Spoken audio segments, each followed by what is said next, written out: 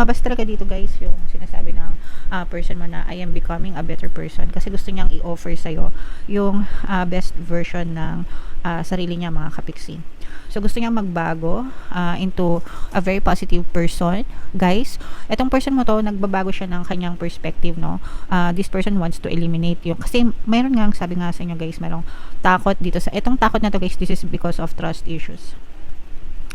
Trust issues probably sa ex, mga kapiksi, no? Kung nagkaroon siya ng ex ng past, may takot itong person mo na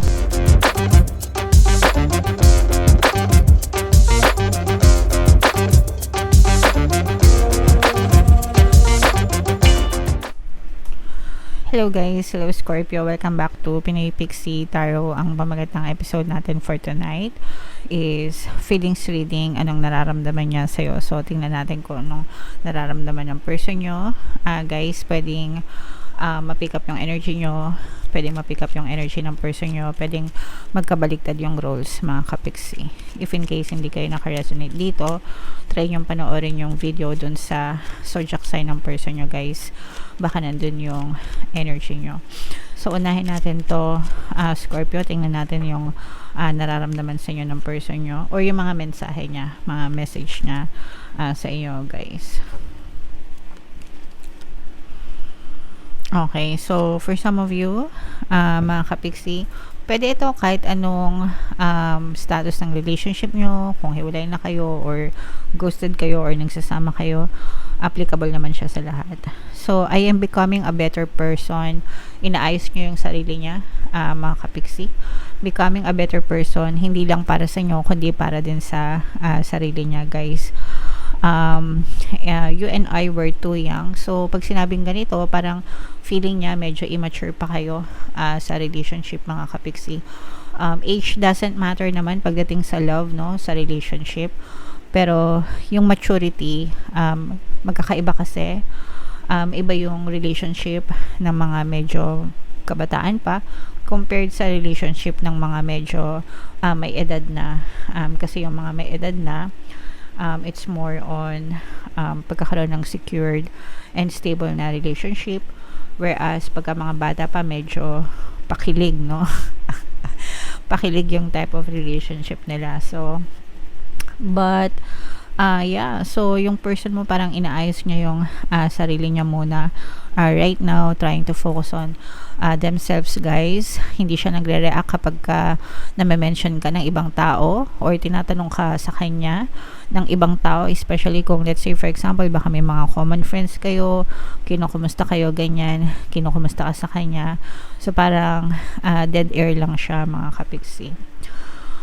Siguro ayaw niya ring magkaroon ng trigger sa relationship nyo, or ayaw niyang magkaroon ng mga hindi magagandang usapan pagdating sa inyo, guys. Okay?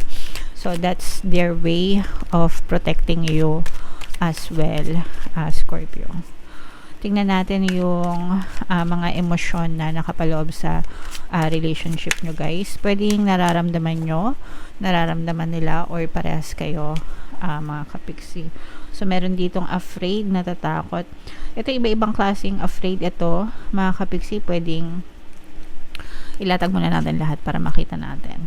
Compassionate, okay. And unsure.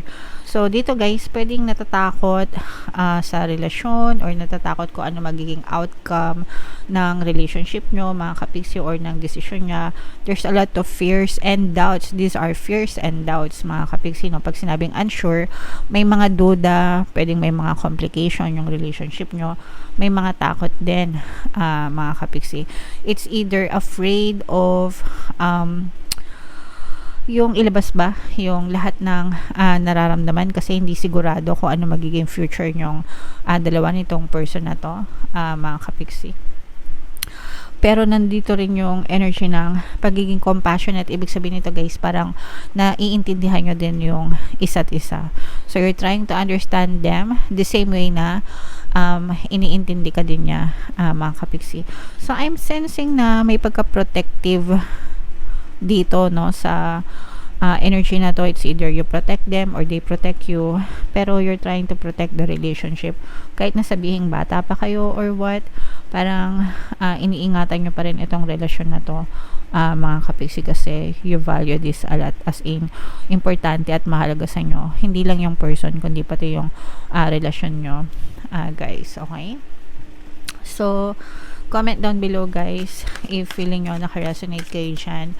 Tingnan natin yung ganap sa inyo. Itong nararamdaman niya pala sa inyo. So, shuffle ko to, guys. Habang sinashuffle ko to, panoorin nyo muna yung video natin regarding sa ating paano mag-manifest ng abundance video course. Kapiksi, sawa ka na ba sa mga struggles at hirap sa buhay mo? Masipag ka ba at masikap sa buhay ngunit hindi ka pa rin umaasenso? Ilang beses ka na bang nag-attempt magnegosyo at mag-invest pero palagi ka pa rin nalulugi? Sa pagkakataon na ito ay maaaring may subconscious beliefs ka na nagiging balakid sa iyong pag-unlad at pagyaman.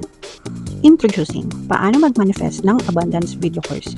Dito ay matututunan mong ma-overcome ang mga balakid mo para tuluyan ka ng umunlad, umasenso, sumagana, maging matagumpay, successful at maswerte sa iyong kabuhayan, pera, trabaho, negosyo sa lapi at kaperahan ng bonggang-bongga. Dali, mag-send na ng email sa pinoypixie@gmail.com at simulan na ang iyong pagyaman ngayon. Alright, so sa lahat ng gusto mag-avail ng course, guys, naka-flash sa screen nyo. Una, meron tayong paano mag-manifest ng abundance video course. Pangalawa, meron din tayong paano mawala ang third party at magkaroon ng harmonious na relationship. And meron din tayong email coaching, manifest your desires using the law of attraction. So sa mga interesado, mga kapiksi, mag-send lang kayo ng email sa pinoypixie@gmail.com. So, Scorpio, guys, kayo ay represent ng Queen of Cups. Ito yung ating feelings energy. Lumabas talaga dito, guys, yung sinasabi ng person mo na I am becoming a better person. Kasi gusto niyang i-offer sa'yo yung best version ng sarili niya, mga kapiksi. So, gusto niya magbago into a very positive person. Guys, etong person mo to, nagbabago siya ng kanyang perspective, no? This person wants to eliminate yung, kasi mayroon nga, sabi nga sa inyo, guys, mayroong takot dito sa, etong takot na to, guys, this is because of trust issues.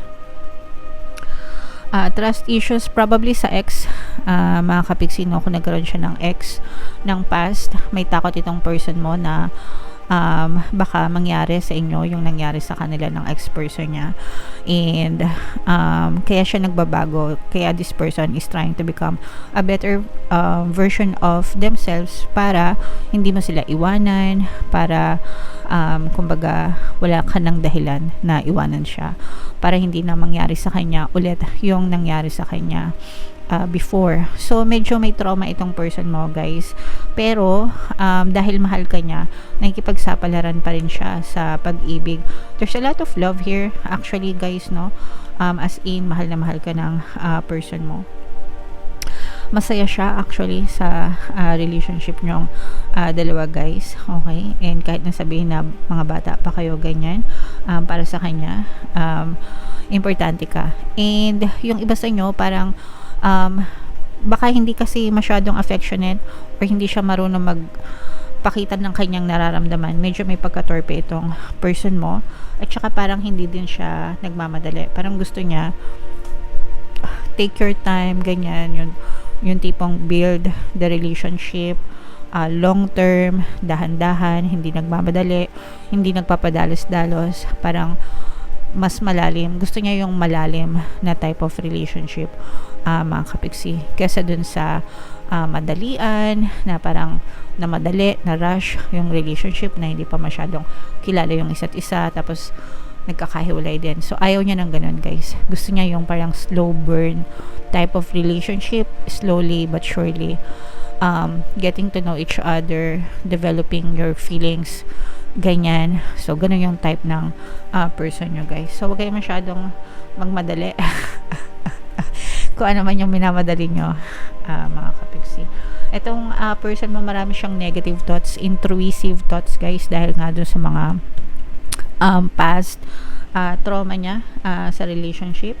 Minsan positive siya, minsan naninega pa rin siya. So, hindi maalis sa kanya yung mga doubts and fears niya. So, kailangan niyang makinig sa Ho'oponopono para mabura sa mga alaala niya, yung para mag-heal yung kanyang mga emotional pain. Ayan, no, guys, so marami siyang intrusive thoughts. Ibig sabihin ng intrusive thoughts, yung mga negative thoughts na naiisip niya, mga fear, yung mga duda niya, 'di ba? Kaya nga to lumabas guys, itong afraid. So ito yung mga fears niya, and yung unsure, ito yung mga doubts niya, mga kapiksi. So sa kanya ito guys, itong mga duda na to, okay? Or pwedeng nagdududa din kayo sa kanya, mga kapiksi. But this is more on them guys. Marami siyang negative thoughts. So kailangan nito ng pangunawa. Yung compassion energy guys, ito yung kailangan nyo na ipakita sa kanila, na it's okay to love and it's okay to be loved, okay? Para maintindihan niya na hindi lahat ng karelasyon is kagaya ng karelasyon niya ng ex niya. So meron tayo ditong earth signs energy, Capricorn, Taurus, Virgo. Pero itong person mo, ito energy, ito ng compassion. So kailangan yung maging maunawain, maintindihin guys pagdating sa person mo, kasi nga marami siyang negative thoughts. So kailangan yun ma-overcome para maging harmonious yung relationship nyo. Kung napapansin nyo guys, baka palagi nagsiselos itong person nyo, that's because of their intrusive thoughts, no? Kung nagsiselos siya, madali siya magselos, madali siya magalit, ganyan-ganyan. So, dahil yun sa mga doubts and fears niya, na parang palagi na lang siyang naghihinala, mga kapiksi. So, yeah. Comment down below, Scorpio, if feeling nyo naka-resonate kayo. For more tarot readings, guys, ito yung playlist nyo. Ito naman yung ating success stories ng paano mag-manifest ng abundance video course. Click here to subscribe, guys. Ito yung ating mga relationship subliminals. Thank you for liking, sharing, and subscribing. See you again next time. I love you all, mga kapiksi. Have a nice day. Bye-bye.